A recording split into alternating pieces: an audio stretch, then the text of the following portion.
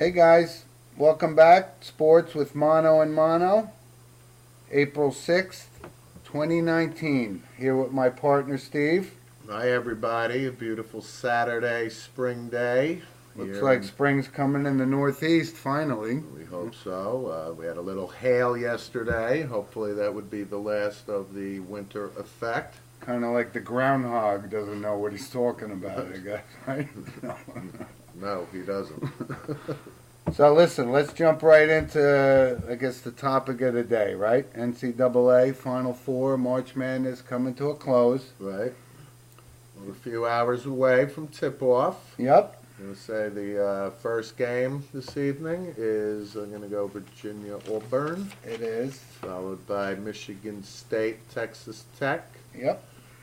And So let's talk about game one, right? So Virginia, that was my final. That was mine to win the whole thing. But yes, you've made that point before, Jim. but listen, I told you this Auburn it could be the Cinderella in the whole thing. I know a lot of people will get to Texas Tech in a minute, but what are your thoughts on the game? My thoughts is Virginia's going to win. Okay. Period. I don't have any doubt. I think they're the better team. I think Auburn's Cinderella ride will come to an end.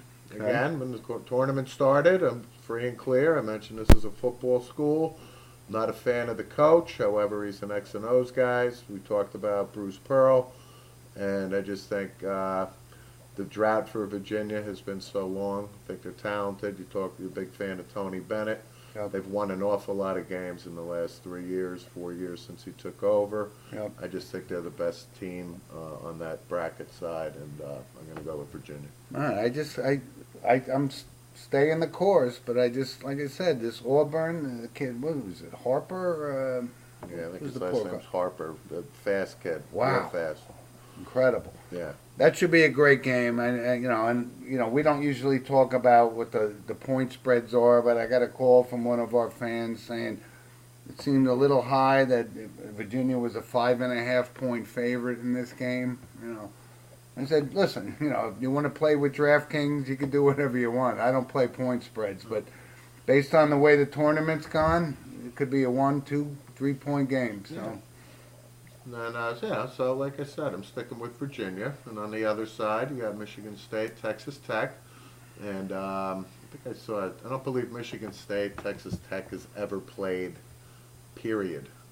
I think this is the first time that they'll ever play one another. I'm going with Michigan State. I'm going with the favorites here. And I think the NCAA is really rooting for the Michigan State-Virginia final, I think from a ratings perspective. Of course. I think Michigan State, we talked about the Duke game. This kid Cassius Winston on Michigan State. I saw this morning a comparison of him and Magic Johnson, just meaning in the 79 Michigan State, what Magic's stats were throughout the season. Yeah. Or was it I think it might have been tournament? Probably I tournament. think it was tournament stats. Yeah. Very, very similar to what Magic did. Now, I'm not comparing him to Magic in any way, shape, or form. First team However, All-American, yeah, though. but I think Coach Izzo's got a good squad. He's happy with them. They survived the Duke game, and I just think they'll be better than Texas Tech. And again, Cinderella side on the other side with Texas Tech. Well, that's where I'm going to say. Listen, I mean, we got two awesome games, and both of us concede that Tom Izzo is one of the best college coaches of all time. Four in the tournament. Well, certainly proven, no question no about doubt. it. But I think we're going to see somebody slip in here, and I'm going to say if we saw an upset, and I'm rooting for Virginia, Michigan State Monday night game too. I'm going to say Texas Tech might surprise everybody. So Sure. that's my reach. But like I said, I believe that Michigan State is a better team, and I think Virginia can certainly beat Auburn. But like I said, I'd love to see the Virginia and Michigan State final. But if there's going to be an upset, I think it could be on the Texas Tech side. That's the sleeper. And I really, I mean, if it turns out Auburn versus Texas Tech, I don't foresee a ratings bonanza on Monday night, Cinderella aside. So I mean, I'll watch it unless there's a good King of Queens rerun. right, absolutely. Hopefully, seasons 1 through 3. So that's tonight, and we'll report on it come early next week. We And, certainly shall, and of course, obviously, it's the women's Final Four. There was some good games last night, actually. Absolutely. Very close games. So yeah, I talked about it a little bit. UConn being UConn, they played Notre Dame. Notre Dame defending champ. Notre Dame is down 9, I think, with less than 7 minutes to go, They were. and turned the Jets on, and they were a #1 seed. Boy, that's turned out to be quite a nemesis for Gino Auriemma and Connecticut. They've lost to Notre Dame in the last 6 times in the Final Four or the finals. Right. I saw. They're 1-5. Yeah. So obviously that's Wow. crunch time, but overall, I'm going to say Connecticut's record versus Notre Dame in the last decade, something along those lines. 15 years, maybe. 33 and 13, maybe I know. something like that. But to your point, Crunch time. I'll Wow. give up the regular season losses for the wins in the tournament, You know, no doubt. tip our hat to Muffet. Yeah, Muffet was in the news about Or rant Or about the women's equality Yeah. and things like that. But I don't think that's the forum for it, but she certainly had the microphone and right. gave her opinions. And we hope to get Muffet on the show at some point down the road. You know, and I got to tell you, the Baylor and Oregon hung up tough. Yeah, but so you got 2 #1 seeds. Baylor, I think Baylor's #1 overall. Overall, they're number one. Right. Yeah. So that's the matchup you want for the ladies. I Good think that's matchup. tomorrow, 5:00. Yep. Yeah, I'll probably tune in on that, no doubt. Yeah, it's worth watching. Yeah. We didn't want to be, gender biased here, so. Yeah, we didn't want any Me Too movement phone calls coming our way. So, Of course. you know.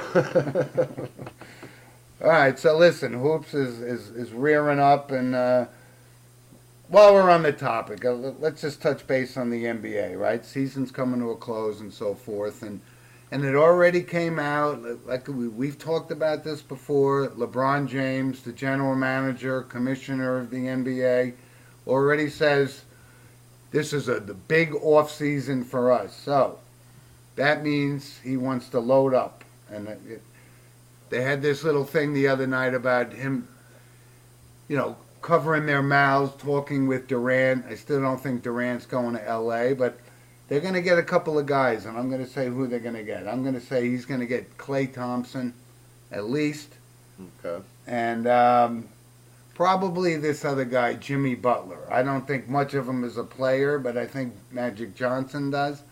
And those are kind of marquee names in the NBA. So that's what I'm thinking. Why do you think they're going to get Butler? Well, he's a free agent. After this year in Philly? Yeah, Oh, I free didn't know agent. that. They made that trade, and knowing he's going somewhere else. And Oh, okay. if these guys want, if they want an NBA championship, go to LA and play with LeBron. But Well, my reaction is they can sign those 2 guys, and that ain't going to do anything. So if they want to give max contracts to those guys, good luck. I think Durant, if he goes to LA, would be with the Clippers. I don't see him wanting to play with LeBron, really. well, you mentioned before he may go to the Knicks, and like I said, I don't see the upside of Kevin Durant going to New York. But Listen, it's all about legacy. Come on, I mean, if they sign Durant and get that second max guy and get the draft, and I'm not saying they'll win the championship next year, but that's a 3-year window, and. But I don't dispute that at all. That the Clippers are closer to winning Sure, a championship. I think they're in know. contention, If but he wants to stay out west, then that's the right move. But listen, I mean, to differentiate himself, he's probably going to walk away with another title in Golden State.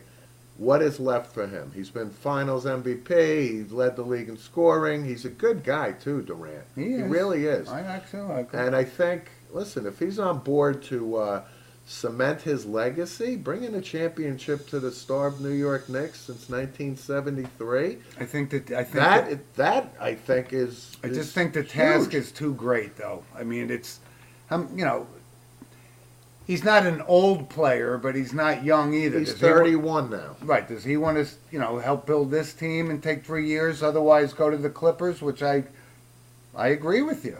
Doc Rivers out there and so forth, he's got a better shot at that, and that would be great. Him taking on Well, LeBron in L.A. Well, the first sign would be if he even entertains the New York Knicks. So after the season is over, if the Knicks cannot get a meeting with him or some ridiculous thing that they got to fly to him, that Yeah. type of thing, so that's the first sign to look at. So I'm going to hold out hope that they're going to make a play on him. And again, my point was that LeBron James realizes he's sitting on the sidelines, the playoffs are starting, so he needs at least two, probably three, and I'm going to say Klay Thompson is somebody that's, Right, and the meeting goes with Magic and LeBron. Who do you want, LeBron? Go get him. Okay, whoever they turn out to be. You know Walton's gone. They're going to fire him Oh, 6 seconds after the season. he'll be gone before the playoffs start. Yeah. And we'll revisit this, but Magic's got to hit a home run. He's Magic Johnson, but let's be real. The Lakers had a real bad year, and obviously they're going to make a play for Anthony Davis. So if they can land Anthony Davis, then I think that's then you have another conversation about who. Klay Thompson and Anthony Davis and LeBron, I think that's a pretty good. And that's just to my point. I'm Right. throwing Butler out there as a Yeah. kind of a down the road kind of thing, but yeah, I actually forgot about Anthony Davis for 2 minutes. He must already have his contract being worked Right, on. and But we'll move on from this, but don't the Celtics are going to make a play for Davis because of all the assets they got. Yeah. So that's to be continued. Yep. And then switching gears here, was it this morning they announced or yesterday for the NBA Hall of Fame. Hall of Fame? And we had talked about it briefly a couple shows ago. we did. So Paul Westphal was elected. Which we both were on the kind of saying, hey, he had some great seasons. Yeah. I don't have a problem with Paul Westphal. I don't have a but problem. A couple other guys that got in. Sidney Moncrief. Right, we didn't mention him. And to be honest, I wasn't even aware he was eligible. But we just talked before the show. I remember, and Jim does, the 1978 NCAA tournament was Sidney Moncrief with the Arkansas Razorbacks, and they played Notre Dame in the Final Four. Kelly Tripucka and John Paxson, and that was the best Notre Dame team I've seen in In my the past lifetime. 30 years, for Right. sure. No And question. that was the Kentucky Duke, I believe Jack Givens that year. I think Kentucky 78 won it all, and that was Goose Givens going off for about 41. I remember that game. Who was the coach of Arkansas? Was it Nolan Richardson back It was then? one of our favorite people, Eddie Sutton. Oh, God. One of the class acts of college football, Eddie Wow. Sutton. I'll send my regards to him in Attica, or at least that's where he belongs. Right. But, wow, okay. Yeah. Wow. So Sidney Moncrief, well deserved. He was a great college player, and then got drafted by the Milwaukee Bucks, and obviously to make the Hall of Fame had a great. I don't have a problem with that, but there were two other guys which one I don't have a problem with was Bobby Jones, because that was you and I used to watch him every Oh Sunday my God! against the Nuggets The and Celtics games against Dan Issel and Right. absolutely great player. Right. Had a Great player. Right. Played at North Carolina. Yep. Dean Smith was one of Dean's first big players that made it big in the NBA. A true blue collar guy. I mean, and Number fit right 24, in. Bobby Jones for the Philadelphia 76ers. Lunch pail guy, Big time. right? Pivotal for Julius Irving and Sure. that championship Yeah. team. Who was the guard? Lloyd Free? World Be Free. Oh, Scott. And Doug Collins early. Yeah. Collins played, started his career in Philly, so he was part of that. But that was great basketball. We used to watch Bobby that. Jones also probably played with Billy Cunningham towards Billy Cunningham's late. Billy Cunningham was probably in the league over 10 years when Jones came up. Another North But Carolina guy. Billy of course. Cunningham was their coach. Gene Shue too was their coach. I as think well. when they won it was Gene Shue, right? Was it? I think Billy Cunningham was the coach, actually. I Was think he? Gene Shue lost to the Trailblazers. So the 76ers lost to the 77. Bill Walton. Dr. Jack Ramsey, master psychologist, with Big Bill Walton. So Bobby Jones, well deserved to No get problem there. in. And then, yeah, Chuck Cooper. First African American drafted in the NBA in 1950. Right, by the Boston Celtics. Yeah. Good PR there for Red Auerbach and Sure. the company. Well, you got to give him credit. He knew what he was doing, and Yeah, like sure. I said, he knew what. I mean, Bill Russell was obviously the Jackie Robinson of basketball, and Right. he embraced them. And I saw this thing on the way Bob Cousy worshipped Bill Russell, and it was the Pee Wee Reese and Jackie Robinson kind of parallel, right? Right. It was awesome, Right. awesome. And the last guy that got in was Vlade Divac. Now, Let's move on. Now, Vlade Divac, okay. solid player, He was. right? But he was surrounded by great Greatness. players. Right. So I'm not sure about that. Hall of Fame worthy? I think a lot may have to do with international experience, too. Then that's my guess. When I think of Hall of Famer, am I thinking Vlade Divac? No. But I mean, lunch pail guy, does that mean Billy Paultz gets in next year? The Whopper? The big Whopper. I don't know. Billy Paultz used to play for the New York Mets back in the ABA days. For our fans who need to Google the Whopper, He Billy played Paultz. for everybody, didn't he? Number 5. So, But I'm on the fence. The other three guys or other four guys, Cooper and Moncrief and Westfall. and Jones, I don't know. I'm on the fence. Solid player, but I wouldn't bark about it. There's been other guys that got in that didn't deserve it, so, Yeah. right? Well, hey, well deserved, good careers, and now you get enshrined. So. Right. So listen, while we're still on basketball, I wanted to, and Steve and I talked about this the other day. There was this great 30 for 30 on ESPN called Requiem for the Big East.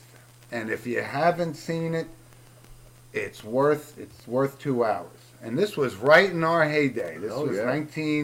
early 80s. Sure. Awesome. Late 70s, early 80s, obviously. Yeah, it became the mid 70s when St. John's and Georgetown and Ewing and so forth. But And Dave Gavitt was a former coach of Providence, and he became a big executive. He was? Formed the Big East. he was. It and was he- his baby. Yes, it and, was. And boy, did it morph into great basketball. Great, but some of the footage and so forth, and the insight with the Thompson and Carnesecca and the Mullen and Ewing, and Raleigh and Boeheim. it was great. Right, Right. it was great. Yeah. So I'm gonna go out on a limb. And we've always spoken about it. The HBO, Showtime, and ESPN Sports documentaries are phenomenal. This was great, and I guess I'm a little biased because I used to watch it Tuesday nights. It was St. John's and Syracuse on a Tuesday night. I mean, it was unheard of years Absolutely. before and years after, and Yeah. it was great. Yep. Tune it in if you haven't Great seen it. players came through the Big East. Oh that's my for sure. God, it was awesome. Right. And of course, they had some good interviews with Ed Pickney and so forth. It was great. Yeah. It's worth watching. Okay. So let's move on. Let's touch base on Major League Baseball. And let's bring this up. It's early in the season and so forth, and seeing a lot of talk about the Red Sox and the Yankees getting off to a slow start, and the Cubs are in a slow start, and they're going to probably fire Madden over this, which is unbelievable anyway. But I think it's a little early to panic. I said, you want to hang the Red Sox for starting at 2-5? Right. When, They're still the same team they were that won the World Series, and Well, there's for the- 150 games left. Right, Is so it for- crazy? For the record, the Red Sox are actually 2-7, but let's cut them some slack. I mean, they're opening the season on the West Coast. They haven't been home yet. They hit Seattle first, Oakland, Yep. and now they're in Arizona. Yep. Their pitching has been getting Annihilated. annihilated. So you can throw out the fact that they're not going to win 108 games. Okay. I just saw something. They'll win 100. They lost their 7th game last year on April 28th. Yeah. Right. So wait till the Red Sox get home and the weather turns a bit better on the East Coast. But if if you're from New England, there's no reason to panic. They're No. still the same team they were last year. They lost what? Joe Kelly is the only guy they lost. I mean, they're fine. Right. I mean, And the Yankees, and yes, they've gotten decimated with injuries and so forth, but they'll be fine too. That's it's going to come down to those two teams. again, I go to last year. The Mets started 11-1. Okay. Yankees are 3-4. Playing Baltimore. They had a nice day on the Orioles opener. Yep. Gleyber Torres in particular had probably his finest day in his short career here. He had a great day. Yesterday. But they needed Luke Voigt hit a 3-run homer. He was struggling, so they'll be fine. I mean, But the injuries and so forth, like I said, I mean, it kind of no surprise Tulowitzki went out, running out of pop fly. You got to be kidding me. Pulling calf muscles. Isn't that what spring training is all about? It drives me crazy. Well, he's hurt. Okay. And look, how about Jacob deGrom, right? The guy picked up right where we left off last year. So if you're a Mets fan, you got the best pitcher in Major League Baseball He's got right some now. crazy stat. What was it, 26, 27, 28 Giving up games. less than 2 quality, runs. quote unquote, a quality start, which Yep. means you're giving up less than 3 runs. Yep. He is pitching lights out. Oh. But it's funny how pitchers go on these streaks, If you think about it, like when Oral Hershiser was, striking Scoreless innings scoreless streak. inning streak, Yep. and on and on. So they get on these rolls, and like Jake Arrieta a couple of years ago was unhittable for a while, and I could remember Kevin Brown back in the day. I mean, He had 2 great seasons. Got he was the first boatload pitcher. of money. Probably, I think they got over $100 million. Yeah. But the point is, it's streaky. So DeGrom it's just been lights out though. And so- Max Scherzer, that was a great opening day matchup. Sure. Though. Him and would the Mets win 2-1? Scherzer gave up 2 runs. Yeah, Right. yeah. I don't even know if the Mets. No, I think 2-0 game. 2-0, 2-1, whatever. But Scherzer he's still a stud in this league. No question about that. All right, so we mentioned the Yankees opening in Baltimore, and it would behoove us to bring up the albatross in the room for the Baltimore Orioles at first base, one Chris Davis. Wow. You talk about good streak for DeGrom. Talking about robbing the bank without a mask on? Do you realize, people, that Chris Davis signed a 7-year, $163 million extension with the Orioles in 2015? If you break out your calculator, it comes out to roughly just a shade over $23 million a year, Good God. which they're still on the hook for at least another 3 years. Oh, my goodness. And when you look at the stats on Davis, not only last year did he finish with the worst average in the history of Major League Baseball for a full-time ball player. What, probably minimum of what, like 400 at bats or Minimum. something like that? Yeah, I think right. that's the minimum. Right. He batted 168 last year. Oh, God, they are choking on that salary. So as I'm watching the game on Thursday, Davis comes up to the plate, and granted, but the spotlight is white hot on him.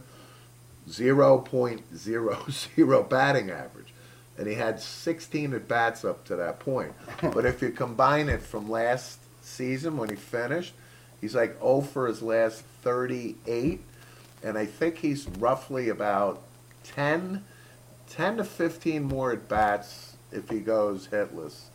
He'll have the major league record for that as well.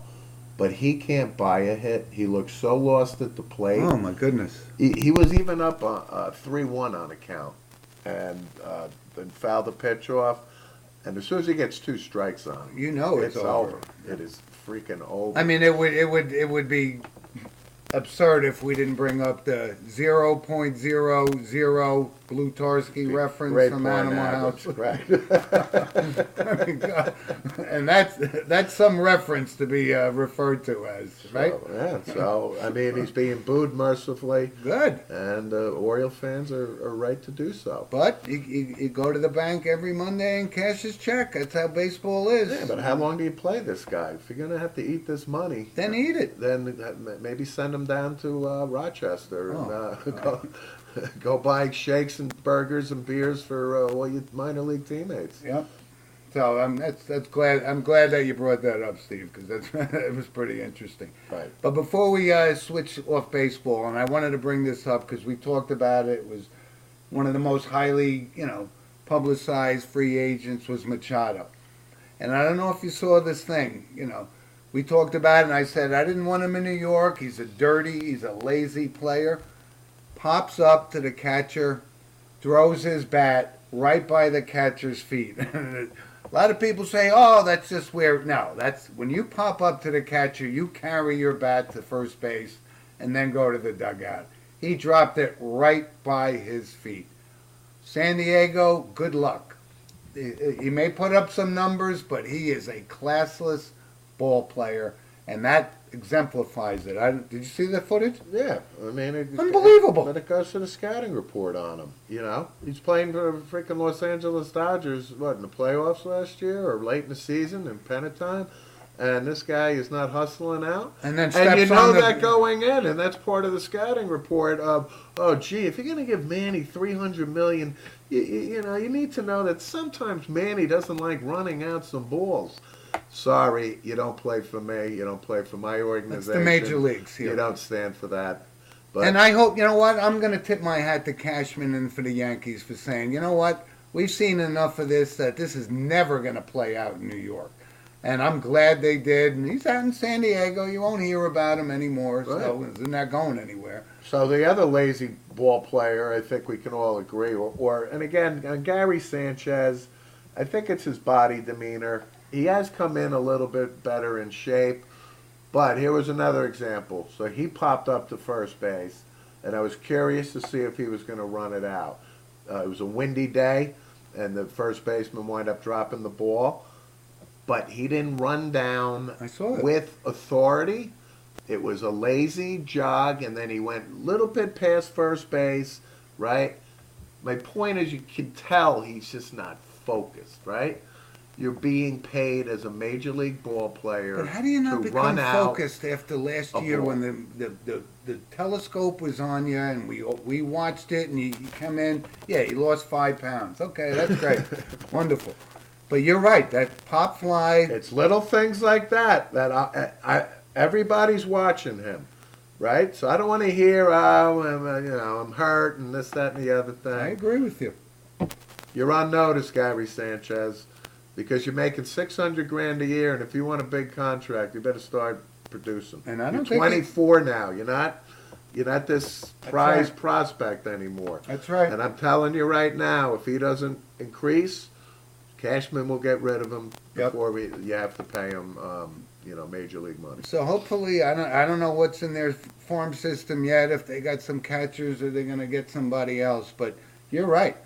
And we talked about Chris Davis. Remember, I know Sanchez missed probably 60 games, but he only hit 180 Yeah. something. 186, something along those Okay, he's lines. going to give us 25 home runs. No question about that. He's a big slugger. Right, he'll give us 20 pass balls. So he's on notice. I'm glad you brought that up because you're right. He is on notice. But let me in New make a York. point. You just said that. Do the Yankees have anybody in their system? And I mentioned this before. Last year, their first 2 first-round picks are both catchers. So, listen, they're aware, and They're they're aware. watching, Yep. and he's on notice. So. Yeah. And look, in the short term, I mean, Austin Romine's a solid backup. And, is he an Serviceable. everyday guy? He's a Yeah. serviceable defensive catcher. Absolutely. That is now in the major leagues, 7, 8 years now? Yep. So, He's got a twin brother, I think, who plays for the. well, he's the son Tampa of Bay. Kevin Romine, who played for the Red Sox. I back think in he's the got day. a brother, or Okay. a brother, or I'm not Coming sure up. if he's a twin or not. But played Yeah. for Tampa Bay for a while. I'm not sure on that, but He's got a brother in the league. that's a baseball family, the Romans. Yep. So, okay, we covered baseball. Well, I want to touch on something else that was in the news. So Ron Darling, ex-Met, obviously member of the '86 Mets, came out with a new book, and I think it's worth discussing. Now, Okay. listen, he calls out in this book that Lenny Dykstra, who has been in the news for the past 5 years, and not in a good way, and also, you know, there's a piece on, I think it was on Real Sports, on Dykstra. Years ago. Yeah, but let's just say Lenny Dykstra's been less than an exemplary human Citizen. being over the last several years, right? But Darling calls him out and says he went on this racist tirade during the '86 World Series. I'm going to say it was Game 3 at Fenway Park. And the reason I'm bringing it up is he's saying that Dykstra, on the on-deck circle, was hurling racial epithets to Dennis Oil Can Boyd that was quote-unquote worse than Jackie Robinson ever heard. Wow. And even if you've seen this Jackie Robinson movie that came out a few years ago, Great movie, actually. right, with the manager, Chapman guy, you know, just in the movie you were cringing, right? Yep. But my point is that Strawberry, Gooden, Kevin Mitchell, now, you know, they're not exactly the three wise men, mind you. However, they defended Dykstra to their credit. No member so far that I know of the '86 Mets has come out and said they heard these things. And it's curious because it's 32 years, Right. right? Now, if you're on the on-deck circle, I went to school in Boston, been to Fenway Park a bunch of times. There would have been 1,000 witnesses. Right. Come on. You think this wouldn't have come out? So I just wanted to throw that out there that, is this about selling books? I don't know. You know, and to Lenny Dykstra's credit, he may have a case to sue this guy, you know, and Dykstra's going to look for any dollar he can get You anyway, know, anyhow. This is pretty interesting. But that I you- wanted to throw that out there, and I'd love to hear from the audience. You know, once again, our email is sportswithmono and mono at gmail.com. I think it's very interesting because I got to say, this is very surprising to me, and I'm just hearing about this now. And I think actually Ron Darling is one of the best, premier, knowledgeable sports guys. he's a Yale man. Right, but I'm saying he knows the game does. of baseball and he's awesome. So you're right. Is it motivated by that? And for Mitchell, Strawberry, and Gooden to say, I never saw this guy do that. I mean, this was a wild bunch. I mean, there's no question Oh my about it. God, that's the point too about it. Is you know, they're famous for their partying and you know Doc Gooden missing the championship parade because he was passed out. But to say that Dykstra was hurling epithets at Oil Can Boyd from the on-deck circle, to me, you're right. I mean, wow. So Nobody noticed this? You know, it was on national television. I and mean, now come on. 32 years later, and you're selling Wow. a book and you're putting this in your book. I gotta think it's questionable. Really. Wow. You know, so again, we'd love to get feedback and hear what our audience has to say on Yes. this. And again, to your point, Ron Darling is a smart guy, right? He's a Very knowledgeable baseball. classy guy, right? Well respected in the game. Sure. So I just found that very odd, and I wanted to bring that up. And see I'm if glad we you could get- did. I'd love to hear some feedback from that. Because, you know, like I said, you know, I'd like to hear Hernandez's take on this too. Well, it's Because, funny you know, mention that because Hernandez was supposed to do a regular radio spot with one of the shows on the radio, and how convenient he called in and said he couldn't make it this week because he wants this controversy to blow down. Wow. Because what do you think he's going to be asked? And then now he's got to be in the booth. In the with booth. Darling. Yep. And what is he going to do? Throw him under the bus? That's great. So he's kind of in a little catch-22 situation there. Yep. Um, And he was no choir boy either. But I mean, when you get to you talking about partying, that's one thing. But you talk about racial stuff in New York City too. That's a whole nother thing. So, And I'm not plugging Darling's book, so I'm not even going to ask you what the name of the book is. no, so. I'm not plugging it either. So, All right. All right, great. So, listen, obviously, golf. Let's touch base on golf, and this is gonna feed into our shout out segment. But the Masters is coming up obviously this week, right?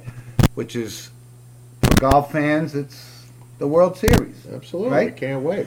And so Steve and I talked about last week about who we thought was the prime candidates to win, and I'm going to stick with, and I'll just bring this up. Like I said, the Masters, you never know because it's who's hot and who's not kind of thing. And I'm saying I'm going to give my two picks. Steve, you give your two picks, your favorites. Even though, and let me get to that in a second, I'm going to stick with Dustin Johnson. Even though one of our shout-out guys, and we'll get to him in a second, said that he's such a long hitter, it doesn't play out well at Augusta. But I'm going to stick with him to get his first Masters, and I'm going to say I don't want to call him a sleeper, because I told you I think he's going to get his major at some point. I'm going to stick with Ricky Fowler. So I'm going with Johnson and Fowler as my two picks. Okay. Yeah. So I don't know. Like we talked about, there's so many top golfers, and Spieth is hot again now. So you know what? Our shout out segment, I spoke to him, and he gave me a good lesson. He's saying Jordan Spieth's swing is really messed up, and this is a true golfer who we're talking about.